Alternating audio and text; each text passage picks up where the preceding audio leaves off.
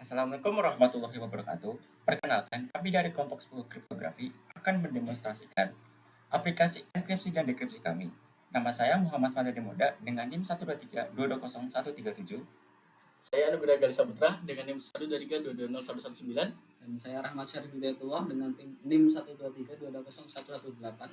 Saya Yahya Yasrokbani dengan NIM 123220117. Di sini kita menggunakan dua metode, yaitu klasik dan modern. Di klasik kita akan menggunakan Caesar Zipper dan Vigenère Zipper, sedangkan di modern kita menggunakan Block Zipper dan Stream Zipper RC4. Selanjutnya saya akan menjelaskan tentang kriptografi klasik yang terdiri dari Caesar Zipper dan Vigenère Zipper. Caesar Zipper adalah salah satu teknik enkripsi yang paling sederhana dan tertua. Metode ini melibatkan pergeseran setiap huruf dalam teks asli dengan sejumlah posisi tetap dalam alfabet. Misalnya, dengan pergeseran 3, huruf A akan menjadi D, huruf B akan menjadi E, dan seterusnya. Teknik ini termasuk dalam kategori zipper substitusi, di mana setiap huruf diganti oleh huruf lain. Penemunya adalah Julius Caesar, seorang jenderal dan politikus Romawi kuno. Ia menggunakan metode ini untuk mengirim pesan rahasia kepada pasukan dan sekutunya. Selanjutnya, dalam aplikasi enkripsi Caesar Zipper, kita menggunakan kode seperti ini. Di alur kerja kodenya, yaitu yang pertama, kita membuat string kosong result untuk menyimpan hasil enkripsi, lalu melakukan loop karakter teks, iterasi melalui setiap karakter dalam string input teks. Selanjutnya, kita menggunakan validasi huruf alfabet menggunakan isAlpha untuk memproses hanya huruf alfabet saja. Lalu, kita akan menentukan basis huruf. Jika huruf kecil, maka kita akan menggunakan base A. Jika huruf besar, maka kita menggunakan base A kapital. Formulanya adalah karakter dikurang base ditambah shift di modulus 26, lalu ditambah dengan base-nya untuk menghitung huruf baru setelah pergeseran. Lalu, kita akan menggabungkan hasilnya, dan kemudian kita tambahkan karakter terenkripsi ke dalam string result. Lalu, yang terakhir, kita akan mengembalikan hasil, mengembalikan string yang sudah dienkripsi. Selanjutnya, untuk dekripsi Caesar Zipper, kita akan menggunakan fungsi enkripsi. Tapi ada beberapa yang dibedakan. Yang pertama itu kita akan melakukan normalisasi pergeseran shift dengan shift di modulus 26 supaya menjaga agar shiftnya tetap dalam rentang 0 sampai 25. Yang kedua, dekripsi menggunakan fungsi enkripsi. Dekripsi dilakukan dengan memanggil kembali fungsi enkripsi Caesar menggunakan kunci 26 dikurang shift. Selanjutnya yang terakhir, dekripsi adalah kebalikan dari enkripsi, yaitu geser kiri sama dengan geser kanan sebesar 26 dikurang shift. Di sini ada contoh running programnya. Untuk enkripsi kita menggunakan plaintext pada hari Senin 1 Januari 2023 pukul 09.45 sampai dengan password. Kita akan Caesar Zipper dengan kunci 315. Apabila di modulus 26, maka sama dengan 3. Melaksanakan ciphertext sebagai berikut. Lalu, kita akan mencoba mendekripsikan ciphertext yang kita dapatkan dari enkripsi dengan kunci 3, karena 315 di modulus 26 itu menghasilkan 3, dihasilkan plaintext yang sama atau sesuai dengan teks awal yang kita buat. Selanjutnya, ada Vigenère Zipper yang akan dijelaskan oleh teman saya. Baik, di sini saya akan menjelaskan Vigenère Zipper. Vigenère Zipper di sini yaitu metode enkripsi yang menggunakan serangkaian kunci berulang yang menggeser huruf dan menjadikannya aman dibandingkan zipper sederhana seperti Caesar Zipper. Setiap huruf dalam teks dienkripsi menggunakan pergeseran yang berbeda sesuai dengan huruf kunci yang diulang. Penemunya yaitu Blaise de Vigenère pada abad ke-16 dan kriptografer Prancis pada abad 16. Di sini kode yang kita gunakan yaitu pertama ada fungsi extend key, di mana fungsi ini pertama-tama akan membersihkan karakter-karakter non-alfabet dari kunci dengan fungsi remove non-alphabet key. Setelah itu alfabet akan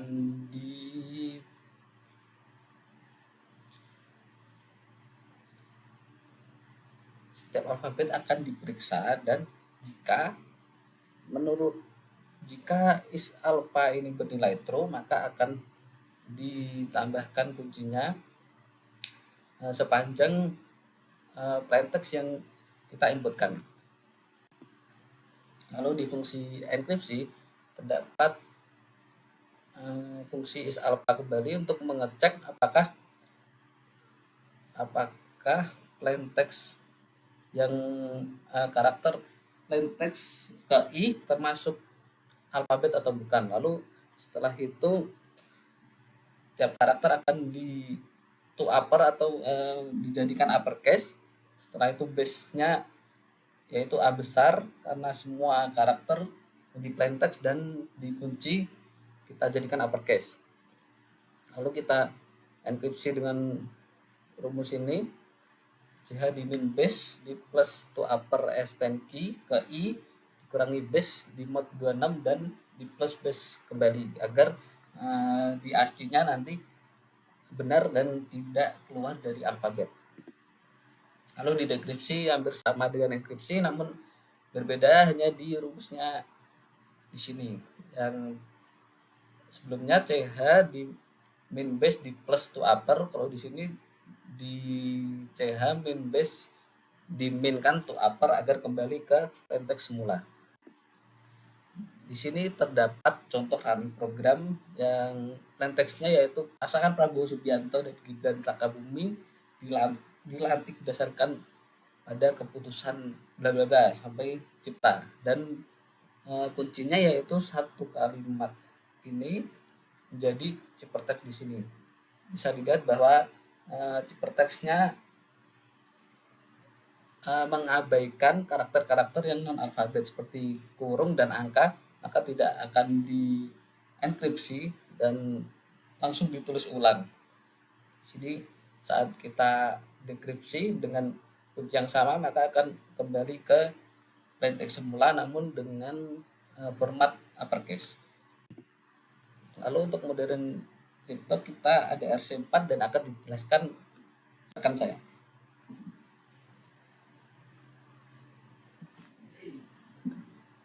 Oke, sekarang masuk di RC4, masuk ke pengertian RC4, yaitu RC4 termasuk dalam stream zipper yang mengenkripsi data bit demi bit atau byte demi byte. Stream dihasilkan secara pseudo atau acak dan kemudian disort dengan setiap byte plain text untuk menghasilkan ciphertext. Stream zipper cocok untuk enkripsi data yang berkelanjutan atau real time.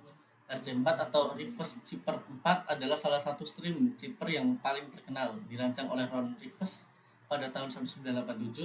Algoritma ini menjadi populer karena kesederhanaannya dan efisiensinya dalam proses enkripsi. RC4 banyak digunakan dalam protokol keamanan seperti SSL atau TLS dan WEP atau WPA untuk jaringan WiFi. Meskipun kini sudah banyak digantikan karena kelemahan keamanan yang ditemukan di kemudian hari. KSA. Jadi di fungsi KSA ini pada baris kedua untuk menyimpan panjang dari string kunci yang diberikan. Ini digunakan untuk menangani siklus kunci jika panjang kunci lebih pendek dari 256. Pada baris 5-7 ini untuk menginisialisasi vektor S dengan nilai-nilai dari O hingga 255. Langkah ini adalah persiapan awal sebelum S dipermutasi berdasarkan kunci. Baris 10-14 ini menginisialisasi J ke O untuk digunakan dalam proses permutasi array S. Masuk ke fungsi RC4 langsung. Pada baris kedua menginisialisasi vektor S dengan ukuran 256 ini adalah array permutasi yang digunakan dalam algoritma RC4. Baris ketiga bertanggung jawab untuk menginisialisasi vektor S dengan nilai-nilai berdasarkan kunci yang diberikan. Ini adalah bagian penting dari RC4 untuk membangun permutasi awal. PRGA yang akan menghasilkan keystream byte untuk dienkripsikan atau dideskripsikan. Indeks I dan J diperbarui sesuai dengan aturan RC4. Setiap byte dari input dienkripsi atau dideskripsi dengan XOR antara byte input dan byte keystream.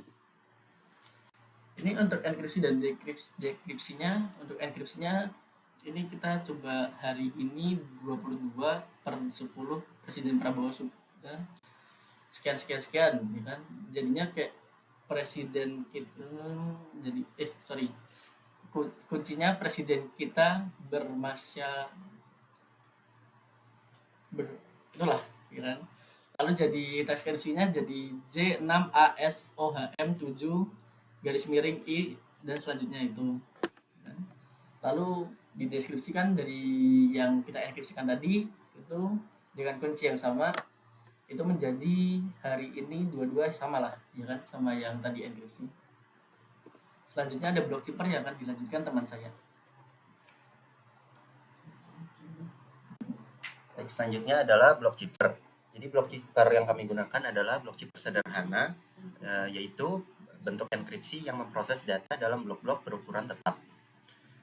Setiap blok dienkripsi dengan cara menambahkan nilai kunci ke karakter dalam blok tersebut. Nah, setelah semua blok transkripsi, maka hasilnya akan dikonversi ke dalam base64. Selanjutnya adalah fungsi padding. Jadi fungsi ini mengembalikan string baru yang merupakan gabungan dari input dan byte tambahan untuk padding. Byte yang ditambahkan memiliki nilai yang sama dengan pad length. Nah, string pad length, pad length ini membuat string baru yang berisi pad length byte. Semua memiliki nilai pad length. Misalnya jika pad length adalah 3, maka 3 byte yang ditambahkan adalah /XO3. Padding digunakan untuk memastikan bahwa data yang akan diproses dalam blok memiliki ukuran yang sesuai. Selanjutnya untuk enkripsi, jadi tahap pertamanya adalah dengan menambahkan padding. Menambahkan padding ini dilakukan jika panjang plain text tidak sesuai dengan ukuran blok. Padding ditambahkan menggunakan metode PKC $#7. Padding mengisi blok yang kurang agar sesuai dengan ukuran blok tetap. Selanjutnya, teks yang sudah di-padding dibagi menjadi blok-blok berukuran 8 byte. Setiap karakter dalam blok akan dienkripsi satu persatu dengan cara menambahkan kunci.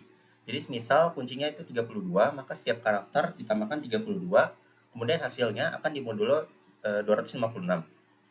Hasil enkripsi dari tiap blok yang merupakan teks binder akan digabungkan menjadi ciphertext. Hasil ciphertext yang masih berupa teks binder akan diubah menjadi base64. Selanjutnya dekripsi. Teks yang terenkripsi akan dikodekan dalam format base64 di dalam setiap blok. Setiap karakter didekripsi satu persatu. Untuk setiap karakter dalam blok nilai ASCII dari karakter dikurangi dengan key dan dimodulus 256. Karakter yang didekripsi ditambahkan ke string original text yang merupakan hasil akhir teks yang didekripsi. Setelah seluruh blok diproses dan didekripsi, padding yang ditambahkan akan dihapus. Ini contoh enkripsi dan juga dekripsinya. Pada enkripsi digunakan kunci 64. Hasilnya seperti itu. Selanjutnya adalah demo program. Baik, di sini saya akan mendemonstrasikan aplikasi yang telah kami buat. Di sini berita yang akan kita gunakan. Pertama saya akan mengcopy dan menghilangkan enternya terlebih dahulu. Nah, jika terdapat enter maka akan merusak program. Nah, sudah kita copy dan kita masuk ke programnya. Di sini menu utamanya kita masuk ke pertama caesar zipper, enkripsi, lalu kita masukkan plain text dan kuncinya kita coba 2 juta aja. Nah, kan jadi seperti ini. Oke, kita kopas seperti ini. Hasil zipper teksnya kita masuk ke caesar zipper lagi, dekripsi, masukkan zipper teks dan kuncinya 2 juta juga.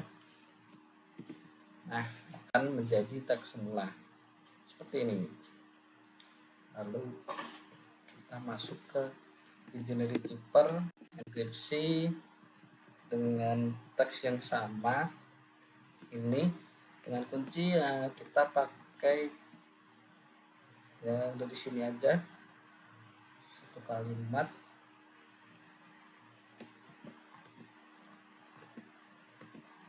Kalimat dari situ kita pakai di sini, enter, dan akan menjadi seperti ini.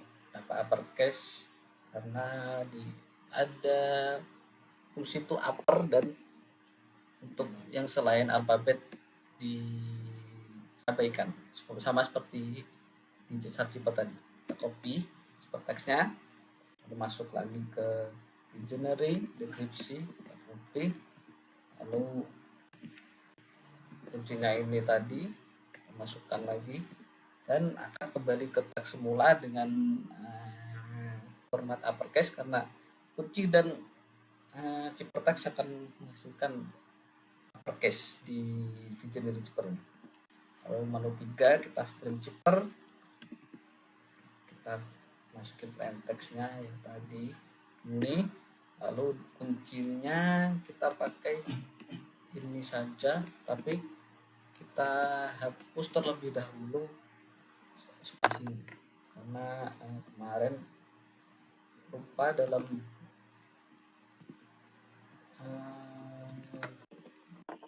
membuat ini dengan error handling spasi. Kita hapus untuk karakter alfabet saja. Nah, sampai sini aja deh. Sini aja, copy sini, akan jadi seperti ini. Kenapa inputnya seperti ini bukan hexa ataupun yang lain? Karena kita menggunakan decode dan encode dan decode 64 yang dimana hal itu akan mengubah hasil enkripsi menjadi karakter-karakter yang printable. Kita copy ciphertextnya, kita masuk ke menu 3 lagi, dekripsi, kita masukkan, dan kuncinya juga kuncinya ini. Nah, akan menjadi teks semula. Lanjut kita ke menu 4 block zipper, masukkan plain textnya yang tadi ini dengan kunci di sini block zipper sesuai dengan ukuran bloknya. Contohnya 64, 128, 256 dan seterusnya. Kita pakai 64 saja, kan jadi seperti ini. Di sini juga kita menggunakan encode dan decode 64. Jadi hasilnya akan karakter-karakter yang printable. Kita copy ciphertextnya, masukkan block zipper lagi, dekripsi, masukkan ciphertext dan kuncinya tadi 64. Nah, akan menjadi teks semula. Oke, kita terakhir masuk ke super enkripsi. Kita ke enkripsinya, di sini kita masukkan plain text yang tadi dengan masukkan kuncinya ini langsung ya. Jadi caesar zipper dan block zipper itu kuncinya jadi satu. Nah, block zipper tadi harus berdasarkan jumlah blok, jadi kita pakai 64 aja kayak tadi. 4 dengan kunci Visionary sama aja yang tadi. Mana tadi? Oh, yang ini. Nah, kan jadi cepat seperti ini. Copy, kita masuk ke super enkripsi, dekripsi, ciphertext menggunakan kunci yang tadi lagi 4 dan yang ini. Oh, ini. Nah, akan menjadi teks semula. Baik, sekian presentasi dari kami. Kurang lebihnya mohon maaf. Saya akhiri. Assalamualaikum warahmatullahi wabarakatuh.